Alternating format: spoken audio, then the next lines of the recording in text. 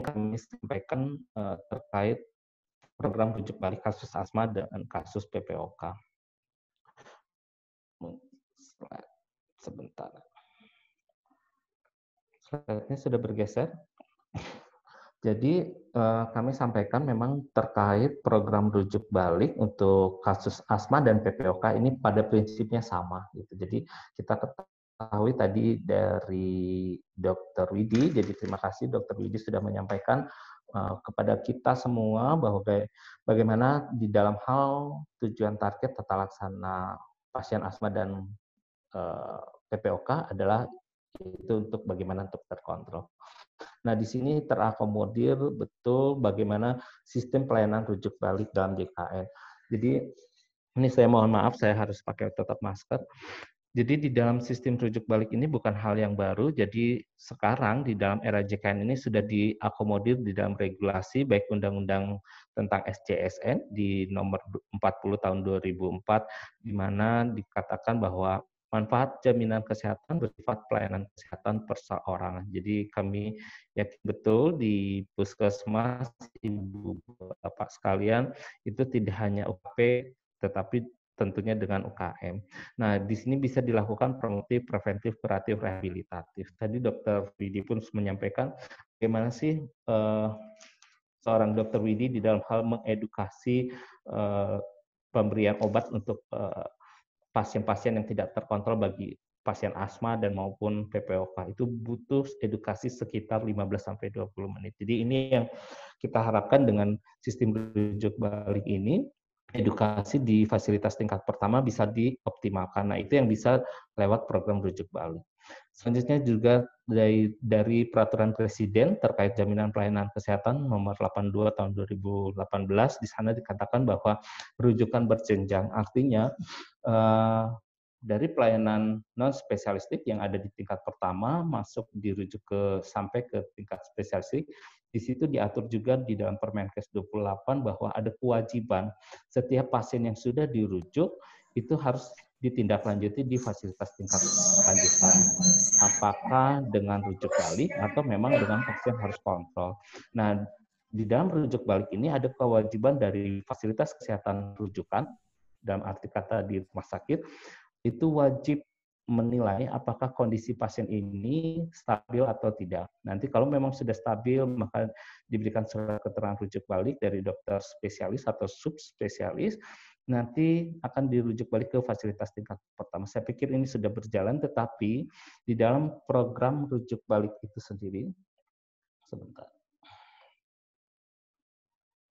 Slide-nya, di dalam program rujuk balik itu sendiri, bahwa sistem program rujuk balik sudah secara terakomodir oleh sistem. Sebentar saya keluarkan dulu.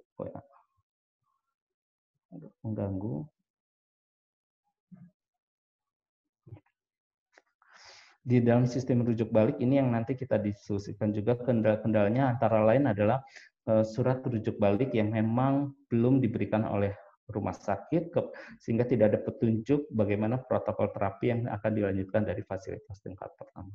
Selanjutnya juga mekanisme rujuk balik ini adalah tidak kalah pentingnya adalah pelayanan obat.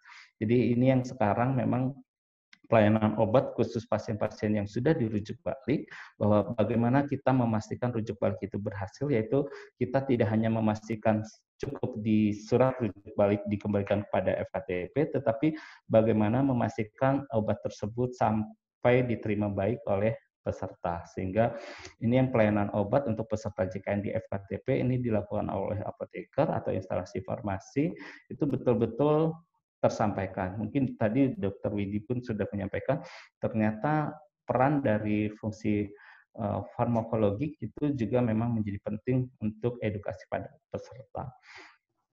Selanjutnya juga di Permenkes 73 ini standar kefarmasian jadi sudah meliputi. Nah, ini yang saya pikir di kefarmasian sudah, tetapi memang bagaimana konseling di masing-masing kefarmasian itu bisa dilakukan optimal atau tidak. Nah, ini kita sampaikan mengapa program rujuk balik harus ada. Ini kita sampaikan berulang-ulang, kepada fasilitas kesehatan bahwa kita sama-sama fokus pada kendali mutu, kendali biaya. Ini tidak bisa dibalik kendali biaya menjadi kendali mutu, tetapi kendali mutu menjadi kendali biaya. Kita tahu tadi Dr. Widi menyampaikan juga bahwa tata laksana dari ASMA maupun PPOK ini kita memastikan terkontrol. Supaya apa? Supaya bisa mengurangi kasus-kasus eksaserbasi. Nanti kalau sudah itu pun kita bisa mengurangi angka komplikasi, bahkan sampai ke mengurangi angka kematian. Tetapi tidak kalah penting juga kalau dari kami dari BPJS Kesehatan bagaimana sebelum ke arah mengurangi eksaserbasi ini kita bisa memastikan mengurangi kalau bicara ekonomi kesehatan mengurangi anggaran belanja pelayanan kesehatan. Ini yang menjadi penting karena kalau memang pasien ini tidak terkontrol sehingga muncul eksaserbasi sehingga dan muncul juga banyaknya komplikasi, maka anggaran biaya pelayanan kesehatan, belanja pelayanan kesehatan itu makin lama makin meningkat. Itu yang kita sama-sama fokus, saya pikir Dr. Widi dan BPJS, khususnya penjamin pembiayaan, ini bisa berjalan sama-sama bahwa fokus pada kendali mutu, kendali biaya. Jadi di dalam kendali mutu ini sama-sama dari itu yang bisa diberikan dari fasilitas kesehatan, yaitu kepuasan peserta melalui apa? Tentunya ada kemudahan-kemudahan akses yang tadi pasien harus ke rumah sakit, mereka antri lama, sementara mereka cukup nantinya dirujuk balik, mereka mendapatkan akses di fasilitas tingkat pertama. Logisnya, fasilitas tingkat pertama yang mereka pilih adalah yang wilayahnya dekat dengan rumah tinggal, begitu. Penanganan pengelolaan penyakit peserta menjadi lebih efektif. Mungkin di sini yang dikatakan lebih efektif tadi, yang harusnya tadi Dr. Widi menyampaikan edukasi 15-20 menit, ini bisa juga dibagi bersama menjadi edukasi yang lebih efektif di fasilitas tingkat pertama. Di fasilitas tingkat pertama melalui edukasi ini pun saat kunjungan bisa melakukan sosialisasi itu dapat meningkatkan angka kontak begitu. Jadi itu yang kendali mutu ini yang bisa kita pastikan di masing-masing fasilitas tingkat pertama. Selanjutnya juga meningkatkan koordinasi dari pelayanan antara FKTP dan FKRTL. Jadi kita tahu edukasi yang dilakukan setiap bulannya, setiap tahunnya itu bisa memberikan pelayanan lebih baik. Menguatkan sistem rujukan, sini sudah jelas, otomatis dengan mengatur sistem rujukan ini kita bisa mengurangi antrian-antrian di beberapa fasilitas kesehatan. Mengurangi rasio kontak antara peserta dengan FKTP dan mengurangi antrian yang tadi di rumah sakit. Untuk kendali biaya ini kita pastikan tadi melalui kalau anggaran belanja pelayanan kesehatan ini kita bisa lebih baik sehingga stabilitas program JKN itu bisa lebih baik. Jadi itu mungkin yang kita sampaikan fokus di dalam rujuk balik adalah kendali mutu dan kendali biaya. Nah, program rujuk balik ini sendiri adalah pelayanan kesehatan yang diberikan kepada penderita kronis dengan kondisi stabil dan masih memerlukan pengobatan asuhan keperawatan jangka panjang. Jadi ini yang menjadi prinsip bahwa pasien-pasien kronis yang sudah diatur di dalam Permenkes 28 tahun 2014, ada 9, itu yang kita bisa melihat tadi kondisi stabilnya atau tidaknya. Lewat rujukan berjenjang, maka itu tadi diatur oleh Permenkes, rumah sakit wajib setiap penyakit kronis yang dirujuk wajib menilai apakah kondisi itu stabil atau tidak. Apakah pasien itu perlu pengobatan asuhan keperawatan jangka panjang atau tidak untuk di tingkat pertama. Kalau memang itu masuk di dalam kategori benar diagnosisnya, benar stabilnya, benar obatnya, maka itu pasien bisa dirujuk balik kepada FKTP, fasilitas tingkat pertama.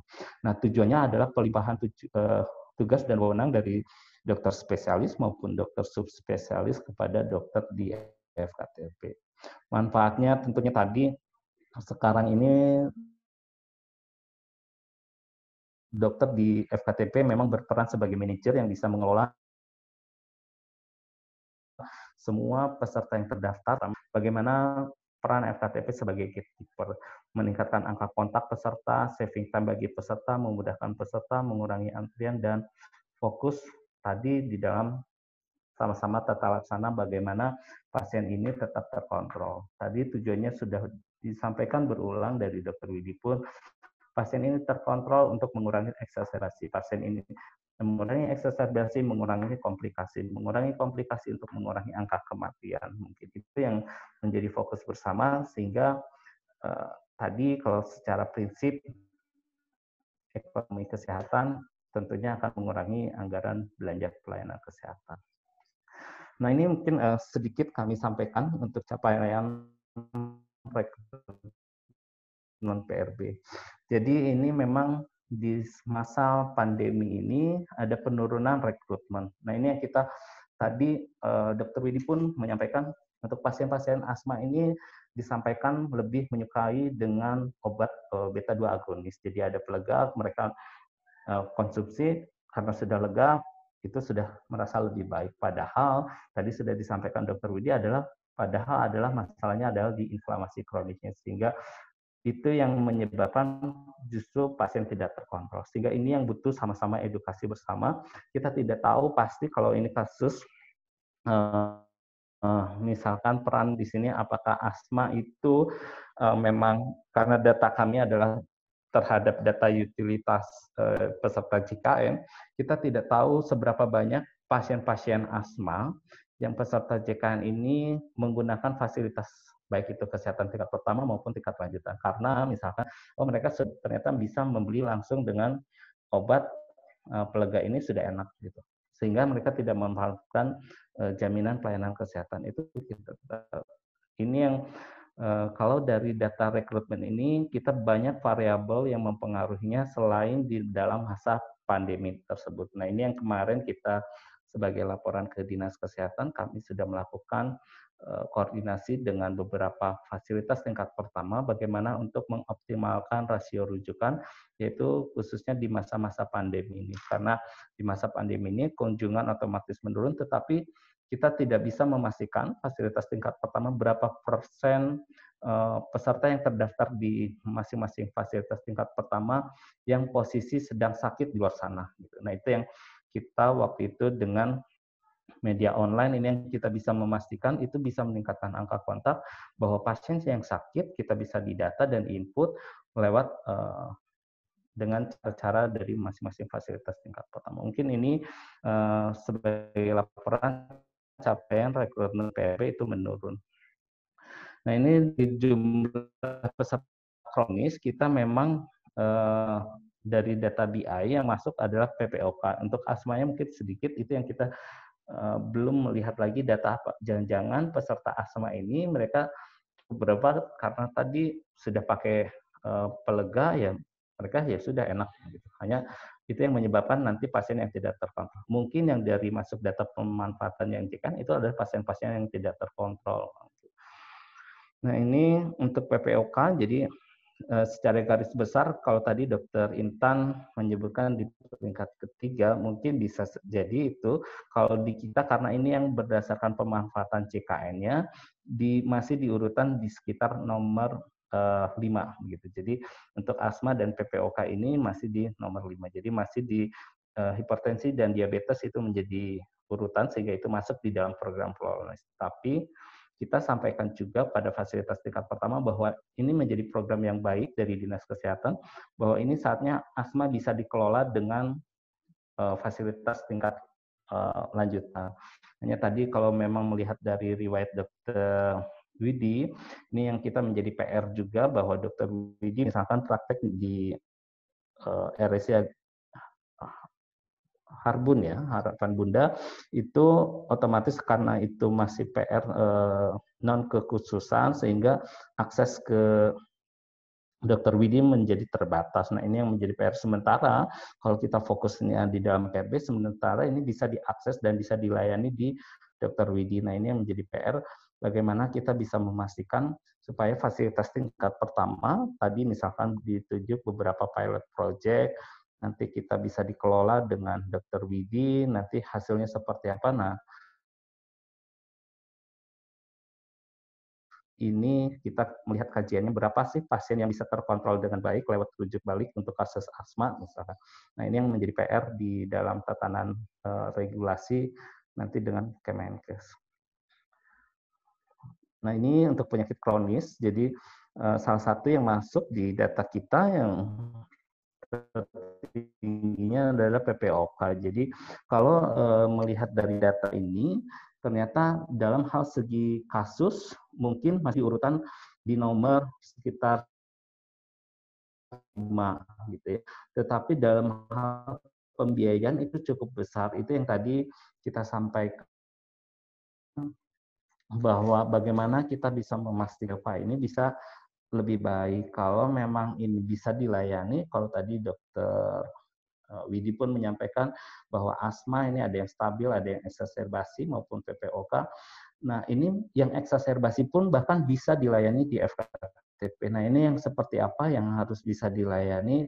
Tentunya ada kapasitas-kapasitas dari FKTP. Melalui edukasi, saya pikir itu yang mungkin dari Dr. Widi bisa sampaikan di eksaserbasi ini seperti apa yang harus dilakukan FKTP. Apakah itu memang menjadi kendala obatnya atau seperti apa itu yang memang menjadi diskusi dengan PR.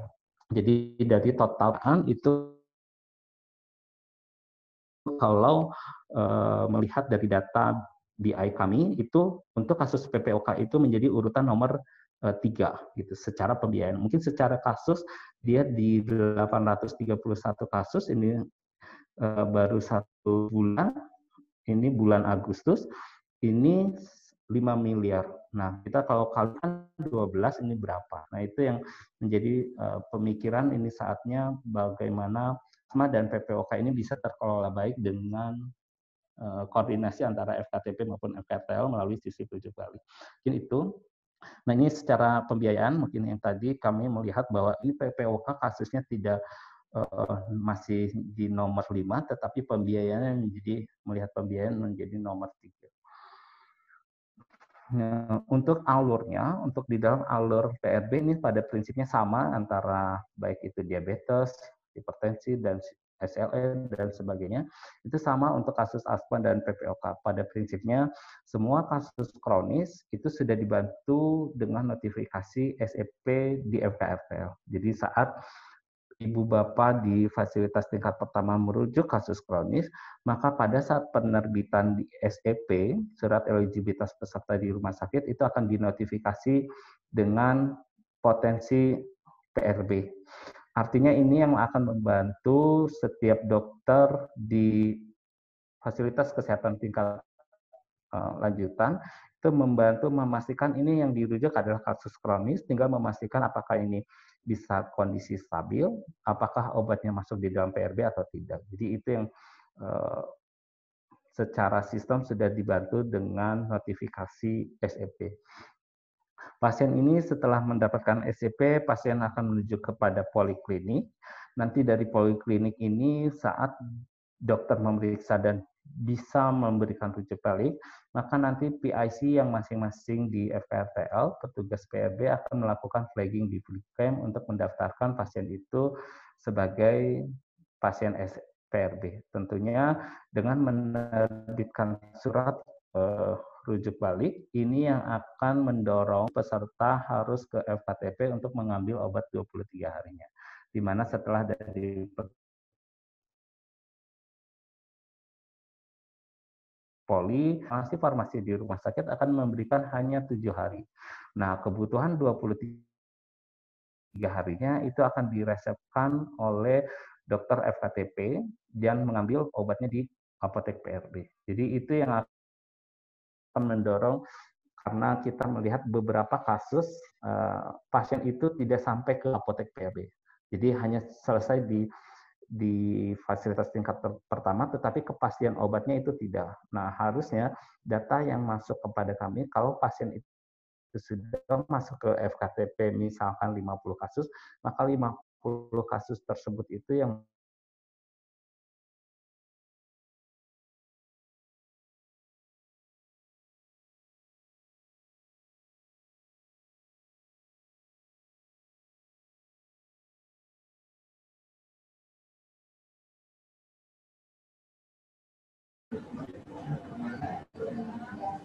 Ibu Bapak, sepertinya narasumber kita terputus jaringannya.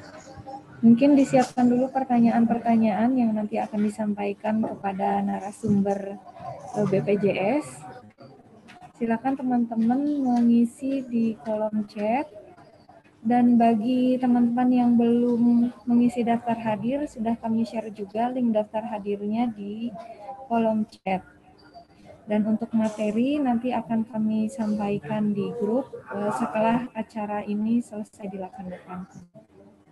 Kita masih menunggu narasumbernya bergabung kembali.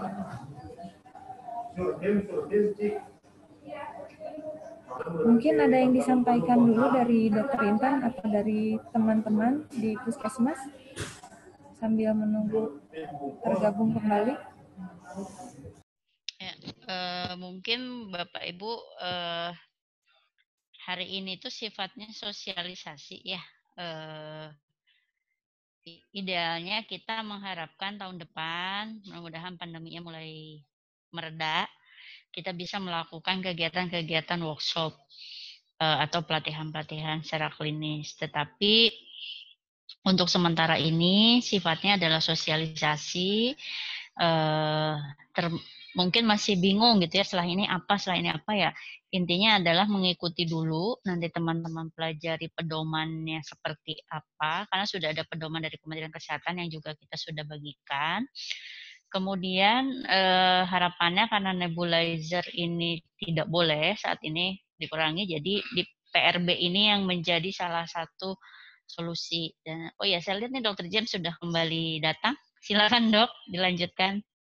Tadi sampai mana ya? Saya tiba-tiba putus ya, Dok.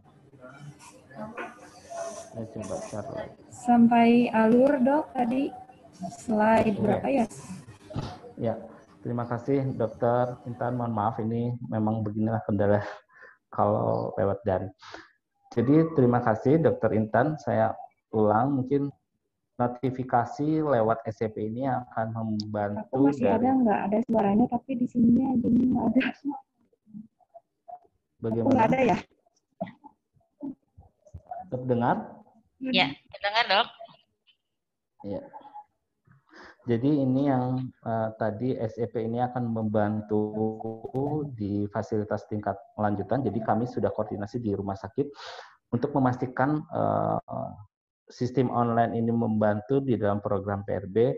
Ini kita sudah minta di dalam penyimpanan itu SEP itu di posisi paling atas.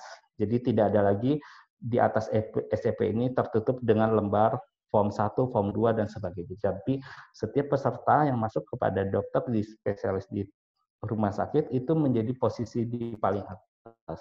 Sehingga notifikasi ini bahkan beberapa rumah sakit langsung di stabilo bahwa ini potensi PRB. Sehingga di situ ada kewajiban yang tadi Permenkes 28, dokter di rumah sakit kewajiban memastikan menilai apakah kondisi ini stabil atau tidak. Kalau sudah stabil, akan memastikan obatnya masuk atau tidak. Saya pikir tadi Dokter Widi pun sudah menyampaikan obat untuk asma, pelega, kontrol itu sudah terakomodir harusnya. Jadi saat di rumah sakit nanti dokter spesialis maupun sudah menilai bisa dirujuk balik, maka nanti PIC masing-masing di FKRTL akan melakukan input di dalam surat rujuk balik. Jadi akan di flagging di dalam vClaim ini pasien menjadi pasien rujuk balik. Nah, beberapa PIC baik itu FKTP, FKRTL ada SRB yang tidak diberikan pada peserta sehingga rekam jejak untuk dokter di fasilitas tingkat pertama itu tidak kesulitan untuk melanjutkan protokol terapi. Nah, ini yang dengan SRB ini yang sekarang kami sudah koordinasikan di rumah sakit itu wajib diberikan kepada peserta supaya peserta yang sudah mendapatkan obat 7 hari di masing-masing instalasi farmasi bisa kebutuhannya bisa didapatkan dari penulisan resep di dokter di FKTP untuk mengambil di apotek PRB. Jadi itu yang kita fokusnya adalah sekarang adalah kepada berapa prosentase memastikan pasien itu sampai ke apotek PRB. Karena kemarin melihat dari data kita beberapa ada gap. Kenapa yang misal rujuk balik ke salah satu FKTP, tetapi ke apotek PRB-nya dari fasilitas tingkat pertama tersebut hanya tidak sampai 50. Artinya ada gap di situ bahwa pasien tidak bisa kita pastikan obat PRB-nya bisa sampai di peserta masing-masing. Nah, ini kami juga sudah sampaikan tadi, jika peserta sudah mendapatkan jenis obat PRB dalam sediaan tabung inhaler khusus untuk asma, maka obat tersebut sepenuhnya akan didapatkan di instansi farmasi sebagai obat luar paket imunisasi bisnis. Jadi itu yang kita sampaikan, karena untuk obat kronis itu masih diajukan. Ini untuk layanan obat PRB tadi jenis obat, jadi ada obat utama, obat tambahan. Jadi saya pikir ini sudah berjalan mengikut KMK, yaitu obat kronis yang diresepkan oleh dokter spesialis dari fasilitas tingkat lanjutan dan tercantum dalam Fornas untuk program PRB. Jadi ini yang kalau memang ada dokter fasilitas tingkat lanjutan yang menuliskan obat di luar Fornas dan itu menjadi bukan di luar kapitasi, itu yang memang lewat koordinasi PIC masing-masing di fasilitas tingkat pertama maupun ke tingkat lanjutan. Untuk obat tambahan, ini saya pikir ini sudah jelas, jadi itu masuk di dalam kapitasi. Ini obat-obat PRB, tadi sudah Dr. Widi pun menyampaikan bahwa di sini budesonide, jadi itu salah satu yang memang menjadi andalan, tadi Dr. itu pun sudah sampaikan, memang sudah di sini yang kita butuhkan mungkin dari Dr. Widi tadinya, apakah yang bisa dirujuk balik itu untuk golongan asma mana saja gitu ya. Jadi di sini pun asma persisten ringan sedang itu sudah masuk di dalam kategori rujuk balik, tapi kita bisa melihat apakah stabil atau tidak. Kalau asma persistennya berat tapi tidak sedang tapi tidak stabil, tentunya tidak bisa. Tetapi kalau ini sudah prinsipnya stabil, asma persisten ringan, sedang, dan berat pun itu bisa dirujuk balik dan obatnya sudah terakomodir. Saya pikir itu yang tadi kita bagaimana memastikan, karena tadi Dr. Widi sudah berbagi juga bahwa pasien ini lebih suka dengan beta agonis untuk karena merasa sudah lega, ya sudah gitu. Padahal gangguannya adalah di inflamasi kronis, itu justru yang menyebabkan tidak terkontrol. Sehingga tadi yang kami garis bawahi di sana, Dr. Widi pun butuh edukasi untuk pasien-pasien tersebut bisa habis 15-20 menit. Nah, ini yang kita seperti apa edukasi kita sama terhadap kasus asma dan PPOK ini untuk pasien itu tujuannya adalah terkontrol. Itu saya pikir ini untuk obat. Nah, ini yang kita samakan bahwa manfaat program rujuk balik tadi saya pikir untuk kita ketahui bersama kalau untuk pasien peserta itu pasien itu bisa meningkatkan kemudahan akses karena mereka tidak perlu lagi jauh-jauh sakit, mereka akan menuju pada fasilitas tingkat pertama karena prinsipnya fasilitas tingkat pertama yang mereka pilih adalah yang terdekat. Meningkatkan pelayanan kesehatan yang mencakup akses promotif, preventif, kuratif, rehabilitatif itu pun sudah. Meningkatkan hubungan dokter antara pasien, memudahkan pasien mendapatkan obat yang diperlukan. Jadi ini semua memberikan kepastian buat pasien. Bagi tingkat pertama ini tadi di sana fungsi Vaskes sebagai gatekeeper, saya pikir itu bisa lebih baik, meningkatkan kompetensi penanganan medik ya tadi karena sudah diberikan mentoring dari dokter spesialis, koordinasi dan sebagainya. Bahkan tadi Dr. Widi pun menyampaikan eksaserbasi pun bisa ditangani di FKTP. Itu menjadi salah satu peningkatan kompetensi penanganan medik. Meningkatkan fungsi pengawasan pengobatan obat secara komprehensif ini juga menjadi salah satu program yang baik dari fasilitas tingkat pertama. Bagaimana fungsi pengawasan obat ini bisa dijadikan sebagai nantinya kunjungan pasien sehingga meningkatkan angka kontak gitu. Jadi ini yang kami pikir dengan penilaian kapitasi berdasarkan kinerja ini menjadi program-program unggulan buat fasilitas tingkat pertama. Bagi Vaskes rujukan tingkat lanjutan, tentunya waktu tunggu pasien di poli, rumah sakit akan mengurangi, meningkatkan kualitas pelayanan spesialistik di rumah sakit, meningkatkan fungsi spesialis sebagai koordinator dan konsultan manajemen penyakit. Nah, ini yang kita sampaikan, kami sosialisasikan kembali bahwa kita semuanya harus siap, ada 5 program siap, program rujuk balik, di mana fasilitas tingkat pertama siap, peserta siap, rumah sakit siap, apotek siap, obat siap. Jadi ini yang kita bagaimana kesiapan kita masing-masing terhadap program rujuk balik. Karena kalau satu yang tidak siap pun ini akan menjadi sulit. Begitu peserta tidak siap, maka ini akan menjadi macet. Gitu. Apotek tidak siap, ini menjadi program akan macet. Sehingga ya tadi kasus-kasus yang diharapkan terkontrol, ya akan menimbulkan banyaknya exacerbasi, akan menimbulkan komplikasi dan akan meningkatkan kematian. Mungkin itu saja. Terima kasih dari kami. Saya kembalikan kepada Bu Yulia. Terima kasih, Dr. Intan. Baik, terima kasih Dr. James. Ini ada beberapa pertanyaan yang sudah disampaikan oleh teman-teman dari Puskesmas. Ada di kolom chat.